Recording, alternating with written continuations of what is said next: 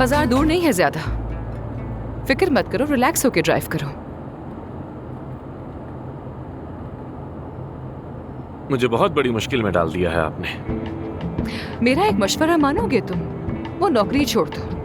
इतने सालों ना मिलने की कोई तो वजह होगी ना आखिर। अगर आप उनकी बात सुन लेंगी तो इसमें क्या हर्ज है? वो एक खुद गर्ज खातून है। मुझे एक फोन करने के बजाय अपने ड्राइवर को भेज दिया मुझसे यहाँ बात करने के लिए। तो क्या फोन पर बात कर लेती? बिल्कुल नहीं करती। वैसे बहुत अक्लमंदों वाली बातें कर रही हो तुम कुछ ज्यादा ही फ्री नहीं हो रहे हो मुझसे? हमारे बीच ये बेतकल्लुफी कब से हो गई? बस उसी वक्त से जब आपने अपने बाबा से मुझे दोस्त के तौर पर मिलवाया। बुरा लगा तो माजरत चाहता हूँ, दोबारा नहीं होगा। एफसुन साहिबा। It's okay.